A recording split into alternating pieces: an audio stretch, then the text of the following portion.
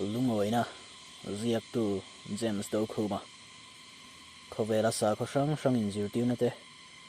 sarkar sang thil tum le an ram tan an rong bo na te po hian enge tumbul pui ber kan ti chuan mani tok thewa LUNGAWINA bak chu zon tak an lo nei chuang lo heng political party te le association jitin reng hian chu bok lo chu engma dang an lo tum lo ve tin nimal theu po hian mani to ka LUNGAWINA aya hlu chu engdang ma hlotlin na dang an po chuak thei tak chuang lo chu wangin LUNGAWINA hi khovela chau lo po mani rin na konga tharau khovel kan ti thewa po chu LUNGAWINA bok chu ni e kan lo thlak hlel ber chu ni ma se LUNGAWINA hi kan hriatthiamna chuan mi LUNGAWINA hian min ti LUNGAWI lo thruina a chan chu mi LUNGAWINA thila lo LUNGAWI ve kan tum thrin wang mai alo ni tum khat chu nula pakhat akim tlang le pian mangin kalung ati oi lem lo tak hi LUNGAWI mel taka lo kal ka hmuwa ama a in ti LUNGAWI ve ka tuma wangin ka LUNGAWI zong ni ta hau lo maya ka ngei zong nula ni thereng mai ma se kal liam hnuwa ka han ngai tu anon le chuan keima thiam lo le ka lo ni ti ka hre chuak ta ani chu mi in chiam ti emo ti lo emo ama chuan a LUNGAWI ni maya aban vai le a phei then chen chuan a LUNGAWI thei dan ber turangin a in the phone no mai ani chutianga atia wanga LUNGAWI ni hrin chuan a hlotling hle ani te bik mai ke chuan ka lo ngei tharuk chu ka thiam lo ani chung thila LUNGAWINA lo hmu chu awan nei em bik ani ti ka hriatin keima LUNGAWINA zon ka tum ve ta zoka ti chuan mi ten moi le no min ti don lo ngai tu ho lovin keima tan LUNGAWINA chu zong ve lo thei ta lo ani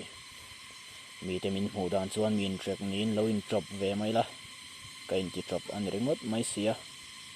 tin kholai ka han ve wak ta hi suang pui lon ban tu mang hrimin ve thuak mai la LUNGAWI zong ani tlata ka mel te chu ka hoi boi lai ber te po hian nur neu no ma se ke kha ka LUNGAWI miau chuan engdang nge ngai to chuang le mel chiat le LUNGAWI lo thua zong LUNGAWI lo thak mai kanin chung khur chu tlabal rim remin mi kam thua ruala kam thua ve thei lo khopin re thei mai la mi hmusit le endong hoin ui ek pu po tluk lo ni mai la ke kha ka LUNGAWI tlat si chuan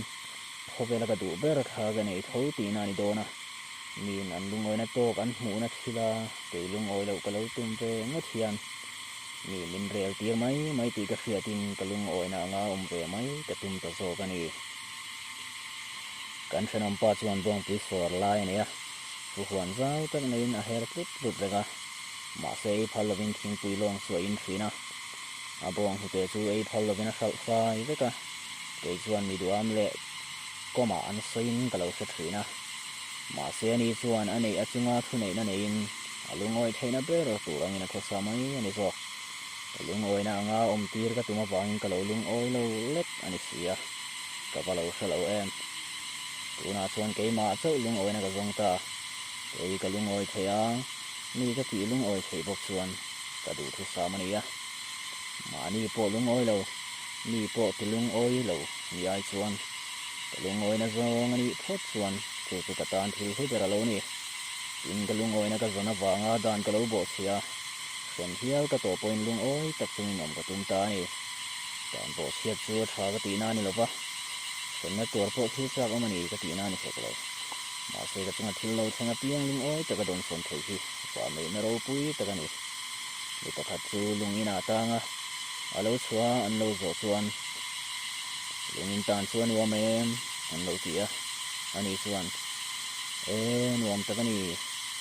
le ba ngai tu ngai si lo na tho tul box si lo chung kwa ta na ni ka it ni tin ku changa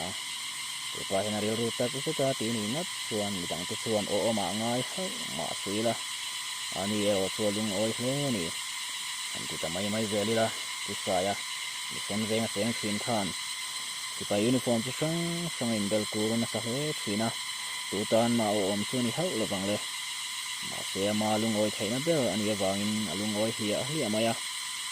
nuam takin khovela mang ta big mai lo ni exam rifles to torot ham le an lam te chu ma si bai bung ni na hret laka ke ni chuan mi a kan ti pon yang mà xe ni tan zong lungawina thing sia tia lungawi wang chuan samrai khu chho chuan lo ngei tangot po ni se ti buai zeng po ni si lova lo ngei tamai mai ang hiang tu sai lungawina chuan an huan thai pe thlei nem chu vain mani du dan hian omila mai ro chuan om dan chuan mi poi sei lo thung sela tu poi ma ka sei lo chung kwa mi an lo lungawi lo ngot chuan du le lo lungawi lo tamai mai ro se ma se mani lungawina kan zon the na konga hian mi te ti lungawi lo theina tur zong lungawina sun the chu tum lo thung u tin kan lungawina chu kan zawai ram tum lungawi rual san theina ber tur le khotlang thila ni se khotlang lungawi rual theina ber tur ro rel na zong sam theila chung kwa po lungawi tlan theina ber tur kan zong the tur ani